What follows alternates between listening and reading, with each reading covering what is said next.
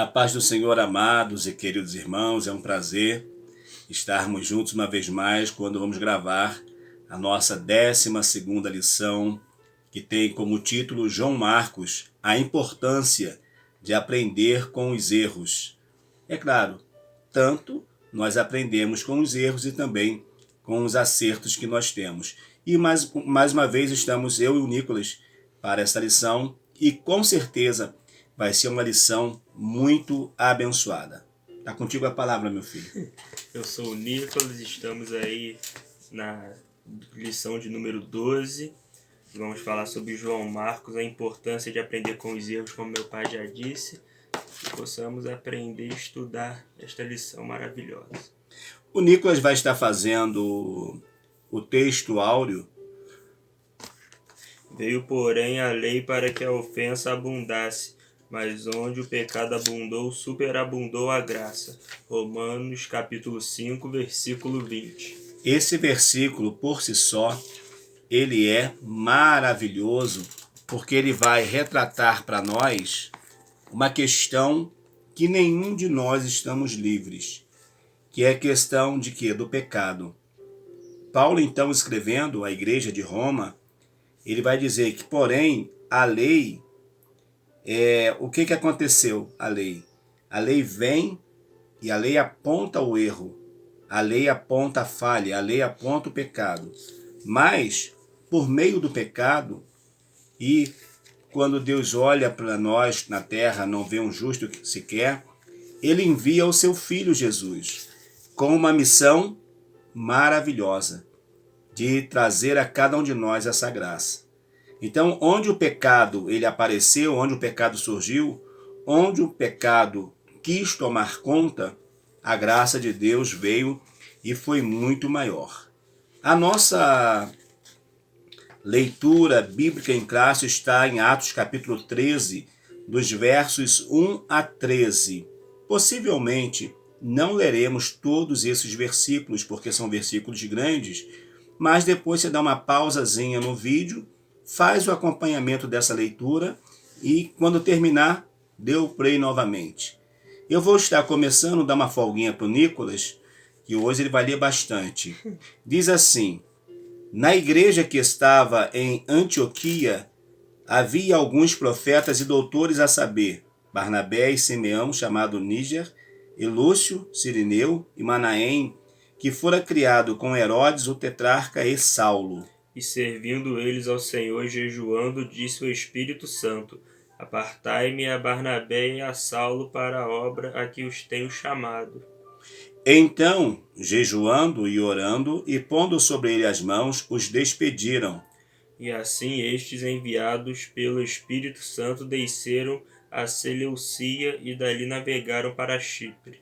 E chegados a Salamina, anunciavam a palavra de Deus nas sinagogas dos judeus, e tinham também a João como cooperador. E havendo atravessado a ilha até Pafos, acharam um certo judeu mágico, falso profeta, chamado Bar-Jesus, ou Bar-Jesus, né? Aí vai da interpretação. O qual estava com o procônsul Sérgio Paulo, varão prudente. Este, chamando a si Barnabé e Saulo, procurava muito ouvir a palavra de Deus. Depois se dá a sequência na leitura. Aqui vai ter o episódio em que esse homem encantador, ele vai sair dizendo uma verdade. Olha só, esse encantador não estava dizendo mentira, estava dizendo que Paulo era um homem de Deus. Mas só que isso Paulo vai entender que é um espírito que estava querendo enganar. Mas depois você lê a história, porque o foco aqui é estudarmos sobre o jovem João Marcos. Esta nossa lição, ela traz consigo 3 objetivos importantíssimos que são: primeiro, apresentar as atitudes equivocadas de João Marcos. Segundo, dimensionar a importância do discipulado. E terceiro, ratificar a necessidade do aprendizado mediante nossos erros. Esses 3 objetivos nós vamos estar perseguindo ao longo da nossa lição. Nicolas, então, vai estar fazendo a leitura, primeiro, quem é João Marcos? João Marcos, comumente chamado de Marcos, é o autor do evangelho que leva o seu nome. Ele é um cristão do primeiro século, filho de uma mulher chamada Maria, companheiro dos apóstolos e primo de Barnabé. A casa de sua mãe era uma espécie de local de reunião da igreja primitiva. Sua história é marcada pela mentoria de Barnabé, que não o descartou como preferia Paulo. Muito bem, olha só, nós vamos ver aqui, eu só quero ler uma referência para os irmãos, os juvenis, os irmãos entenderem. Atos capítulo 12, verso 2. E considerando ele nisso, foi à casa de Maria, mãe de João, que tinha por sobrenome Marcos, onde muitos estavam reunidos e oravam. Há alguém até que diz que o cenáculo onde Jesus reuniu era da família de João. Pode ser também, eu até acredito que pode ser. Por que pode ser? Porque quando a gente vê Barnabé era uma pessoa de posse.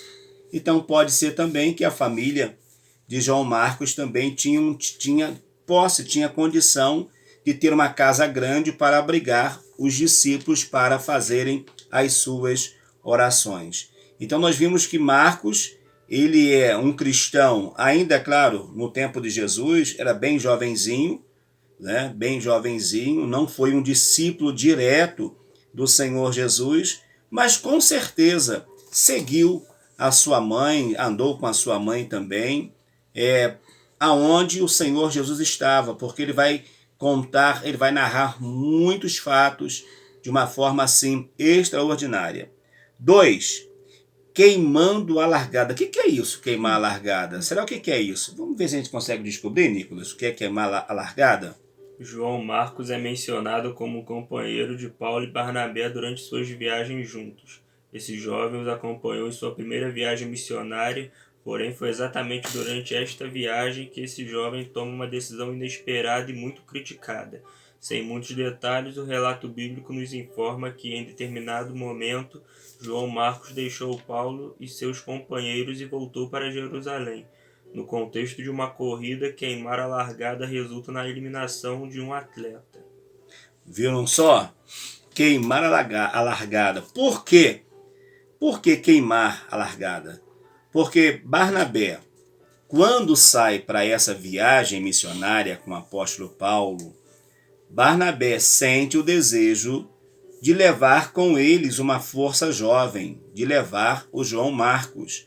Até então, Paulo vai aceitar de boa, numa boa, sem problema nenhum. Porém, no decorrer da viagem, detalhe importante, para que a gente não critique a atitude de João Marcos, nós também não sabemos o que pode ter acontecido na viagem. Nós não sabemos, então nós não podemos criticá-lo por ele ter voltado.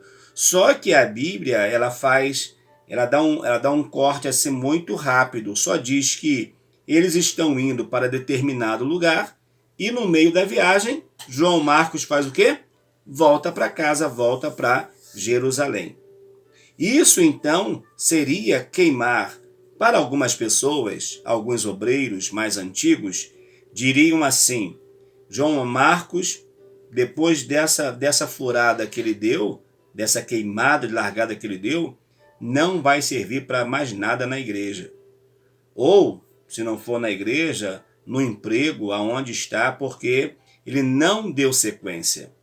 Mas nós vamos ver até o final desta lição que vai ter algo interessante, que vai estar envolvendo novamente João Marcos no circuito, já que estamos falando de queimar largada, né?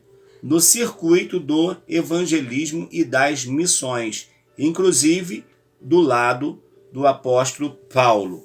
Então nós vemos que João Marcos foi um homem muito importante, foi um jovem, todo jovem tem seus altos e baixos. Se os mais antigos, mais experientes, têm tem a sua vida como um eletrocardiograma que faz, vai lá em cima, vai lá em cima, está lá embaixo, vai lá em cima, está lá embaixo.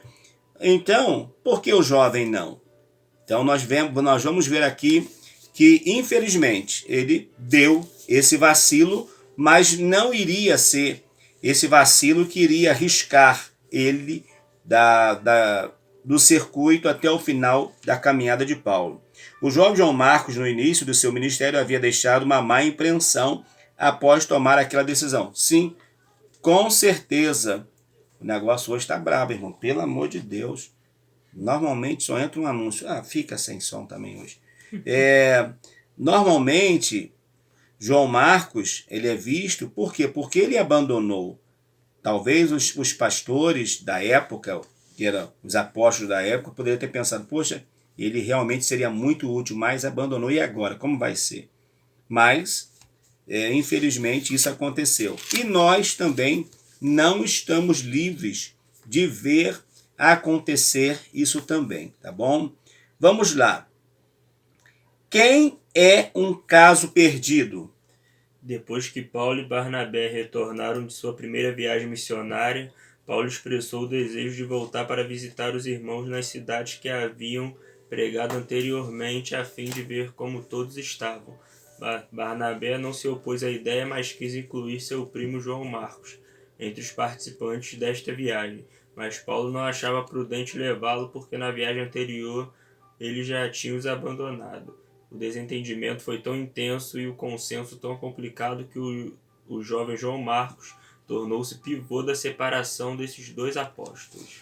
Eu sempre, quando eu penso nesse assunto, eu comento sobre esse assunto, a questão de Barnabé e o apóstolo Paulo, nós vamos ver também, não que seja essa a vontade diretiva de Deus, que acontecesse essa separação, mas aconteceu por permissão de Deus. E sendo permissão de Deus, o que aparentemente, Nicolas, poderia parecer ser uma derrota, porque talvez até o inimigo já batendo palma, ilegal, ela teve divisão. Paulo e Barnabé estavam pregando e de repente deu divisão entre eles, acabou o chamado missionário, acabou nada, porque a partir daqui nós vamos ver que Barnabé quer levar o seu sobrinho, Paulo fala não, então Barnabé fala, então tá bom, então você vai para cá e eu vou para lá.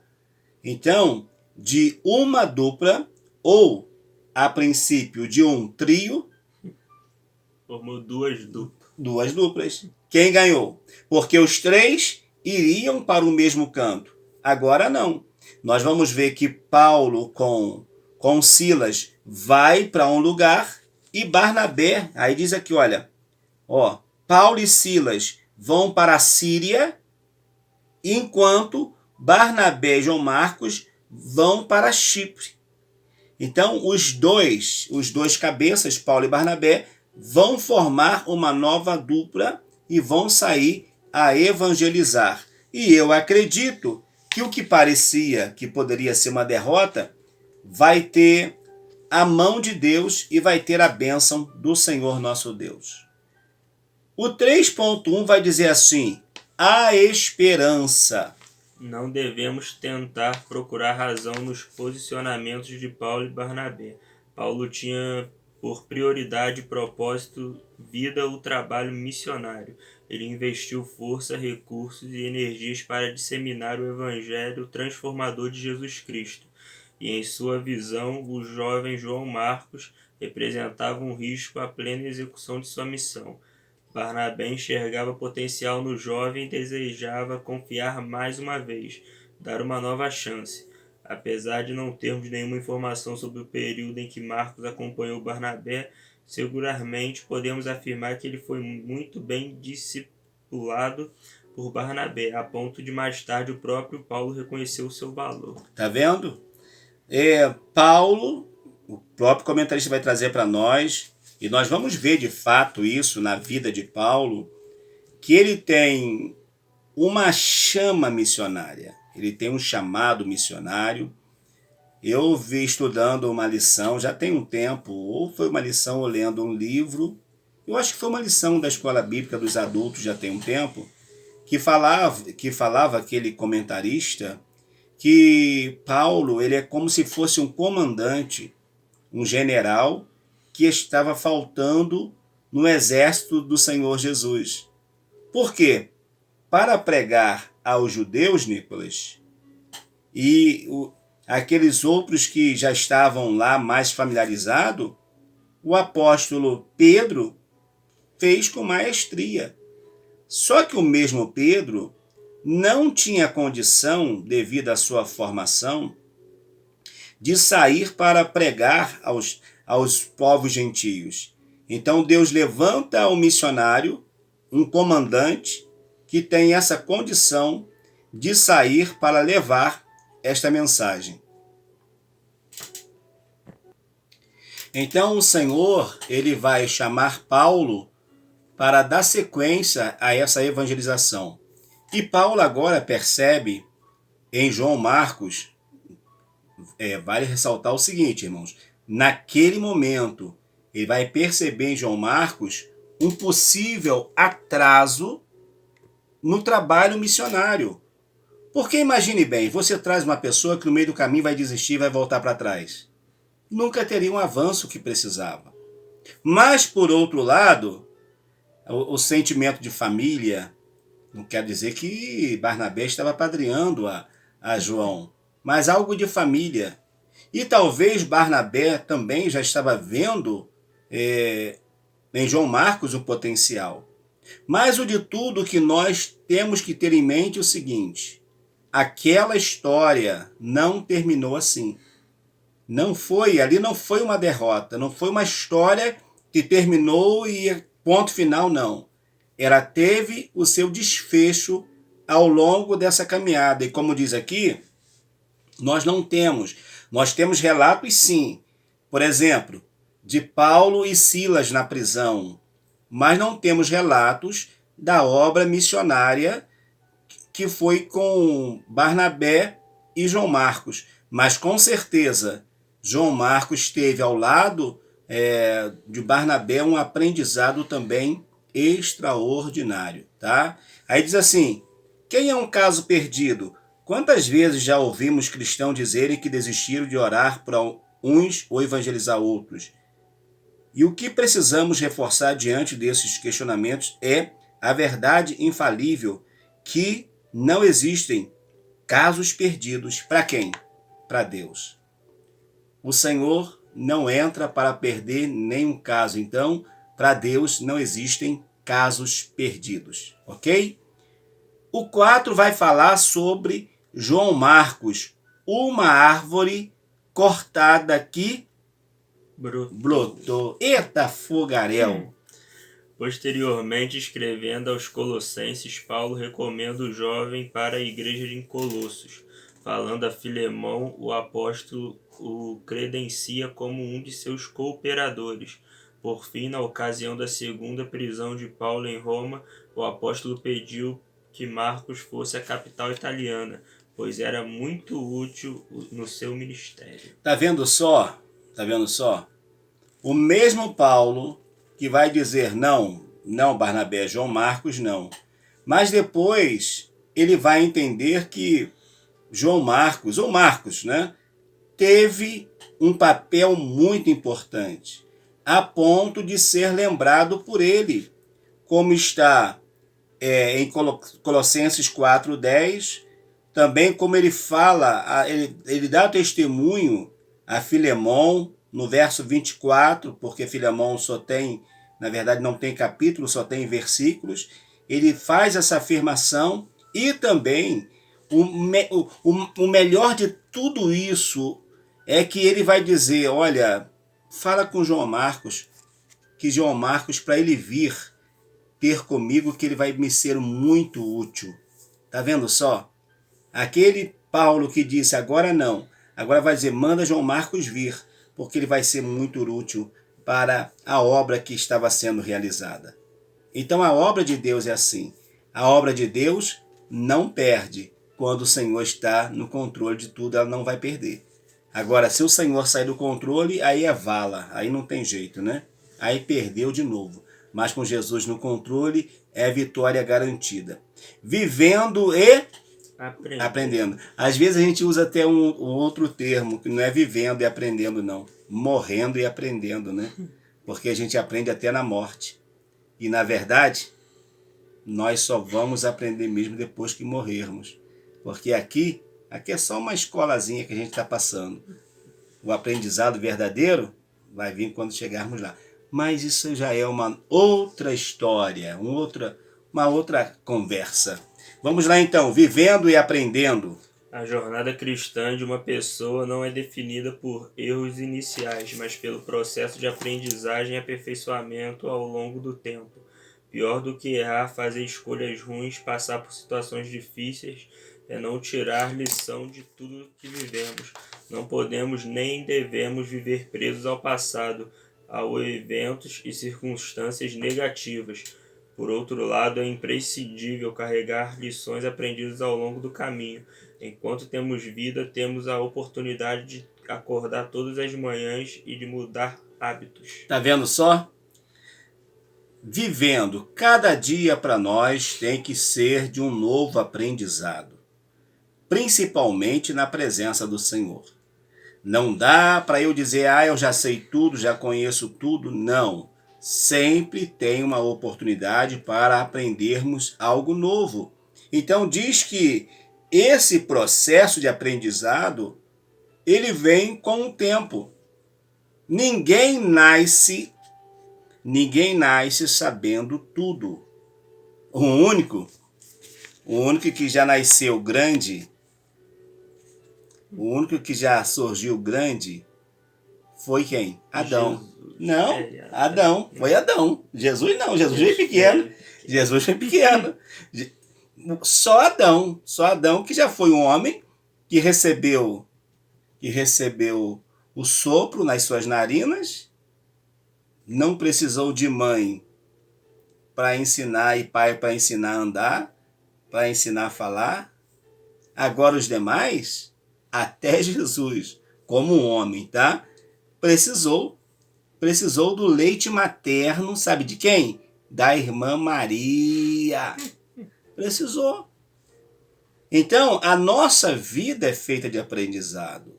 A gente nasce de um jeito e a gente vai aprendendo. Em um determinado momento da nossa vida estamos falando mais forte. Quem prega está pregando mais forte. Quem canta está cantando mais forte.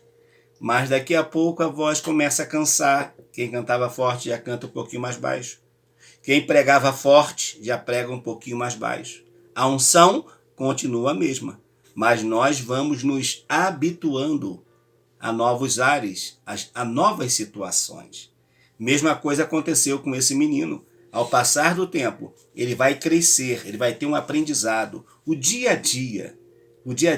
Talvez até as reflexões que ele fez, mas por que eu desisti naquela época? Agora não, se fosse hoje eu faria diferente. Então, a coisa não é um início, como começamos.